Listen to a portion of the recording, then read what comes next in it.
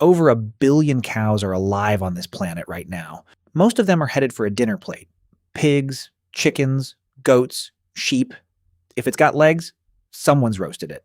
Deep-fried insects in Bangkok. We eat almost everything. Try it. Run through every menu, every barbecue, every roast you've ever had. Find the hippo. I'll wait. Blank. Nothing. And that should bother you because the hippo is the third largest land mammal. A bull weighs 3,300 to 4,000 pounds. A Toyota Camry. Exceptional males push past 5,000, heavier than an F250. In usable meat, a single hippo carries more than 2 beef cattle combined. They live in herds across sub-Saharan Africa. They eat grass, cheap, abundant. They breed without help.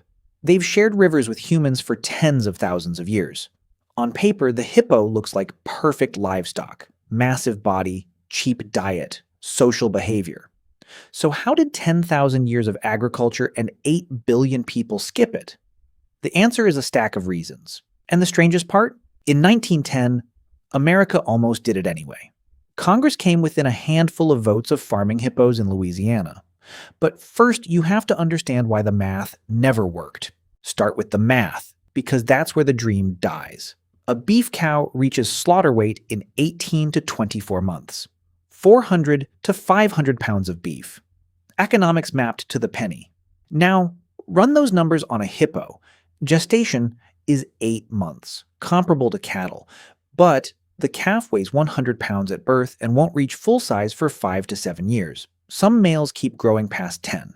The cow calf pays you back in 18 months. The hippo calf is still eating your budget 7 years later, with nothing to show. And the enclosure? Hippos are semi-aquatic. They need deep water daily or their skin cracks. Building that for a commercial herd means filtration, concrete, and steel. A hippo treats like paper, a financial disaster. An adult hippo eats 80 to 100 pounds of grass per night. A cow eats 30 and gives you a carcass in 18 months. The hippo eats 3 times as much for nothing. The math doesn't just make it difficult, it makes it a joke. But in 1910, nobody had run that math. And that's why the American Hippo Bill remains one of the most bizarre legislative episodes in U.S. history. America had a meat question. Population surging, beef prices climbing, grazing land overstocked. A Louisiana congressman named Robert Broussard saw an elegant solution. Louisiana had its own problem. Water hyacinth choking the bayous. Broussard's proposal: import hippos, release them. They'd eat the weeds. Americans would eat the hippos. 2 crises, 1 animal. He introduced H.R. 23,261, requesting $250,000 to $8 million today to study importing useful animals from Africa. The Washington Post called it Lake Cow Bacon. The public was enthusiastic, but the political theater is remarkable. 2 men testified: Frederick Russell Burnham, a legendary American scout who'd fought in the Apache Wars and served as chief of scouts for the British Army, and Fritz Duquesne, a Boer commando who'd fought the British in that same war and who'd later run the largest Nazi spy ring ever prosecuted in the U.S. An American frontier hero and a future Nazi spy, enemies in war, stood together before Congress and argued for the same thing: bring hippos to Louisiana. The bill had sponsors, press, expert testimony, and then it died. The House Committee on Agriculture let it expire. No record explains why, but somewhere between the testimony and the vote, someone asked what a hippo does when you get between it and the water. That question is the second reason humanity never farmed hippos. And it's the one that kills people. If you're wading through an African river, that lion on the bank isn't the one you should watch. Neither is the elephant. The creature that actually ends more lives is the one surfacing next to your boat: the hippo. Conservative estimates place human deaths from hippos at roughly 500 per year. That's more than lions and leopards combined. More than crocodiles. The hippo kills more humans than nearly any other large animal on the continent. And it does this not as a predator, but as a territorial herbivore.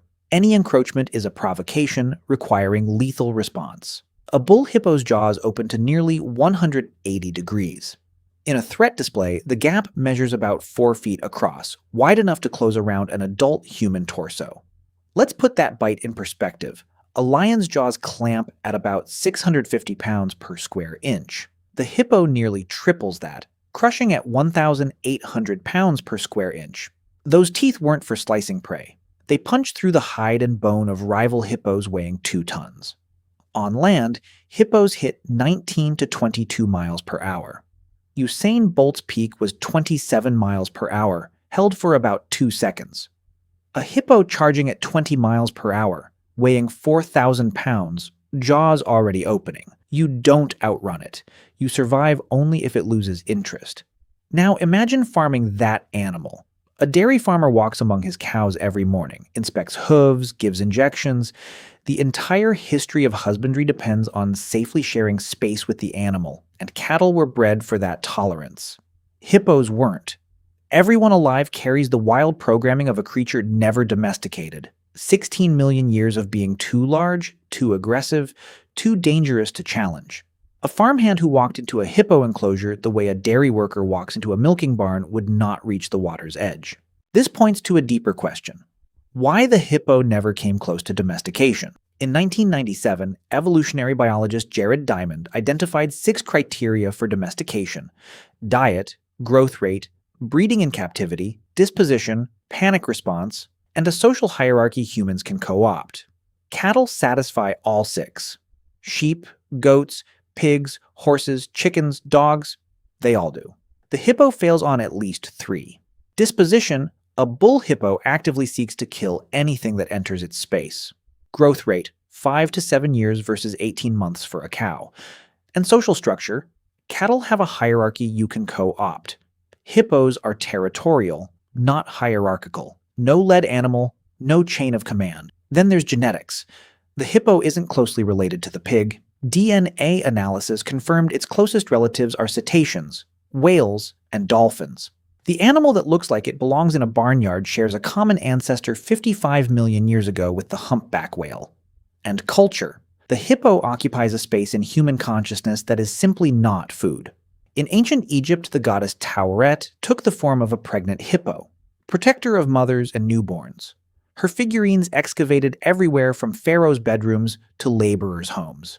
The same civilization that hunted hippos as symbols of chaos prayed to a hippo goddess as defender of new life. Across sub-Saharan Africa, the pattern repeats. The hippo, a creature of boundaries and river spirits. It's killing a spiritual consequence. It resisted being turned into a product as completely as it resisted physical confinement. If you suspect this is abstract, that nobody committed seriously enough, there's a living experiment in South America that puts the argument to rest. In the early 1980s, Pablo Escobar built Hacienda Nápoles in the Magdalena River Valley, spending a sliver of his $30 billion fortune on a private zoo. Giraffes, elephants, ostriches, and 4 hippos. In December 1993, Escobar was killed, and his empire collapsed. The government relocated most of the exotic animals. The giraffes, the elephants, the hippos were left behind. Too massive, too aggressive, too expensive to move, so the authorities walked away. The hippos didn't stay. They walked into the Magdalena River. Northern Colombia is tropical, with no predator big enough to threaten an adult hippo and unlimited water and grazing. 4 became 8. 8 became 20. 20 became 50. By 2020, over 80. By 2025, well over 200. In April of 2026, Colombia announced a cull plan. The situation had become unmanageable. They are the largest invasive species introduction in modern history. Colombia tried to contain them. A 2009 cull was abandoned after 1 dead hippo triggered national outrage. Sterilization was attempted, helicopter tracking, custom traps, tranquilizers calibrated to the milligram. Each one cost thousands, and the hippos bred faster than the teams could operate. A modern nation-state with tranquilizers and satellite tracking still cannot bring them under control. Picture a Louisiana bayou rancher in 1910 trying to manage thousands with nothing but rope, a fence, and a bolt-action rifle. The hippo bill didn't fail because Congress lacked vision. It failed because the animal was never going to cooperate. So stack the reason. Run the numbers. A hippo loses on every spreadsheet. Check the safety record. 500 deaths a year makes it a public hazard. Look at its DNA. Never built for a barn. Watch history. Every civilization placed it somewhere else. Nobody wrote a rule saying you cannot eat a hippo. No international treaty, no toxin. The meat is edible. You can eat it if you manage to kill one and live. Humanity took one collective look, did the math, felt the danger, recognized the wildness, and quietly, without a law, without a vote, arrived at the same conclusion over and over. The real question isn't why we skipped the hippo, it's what else is sitting on that same invisible list.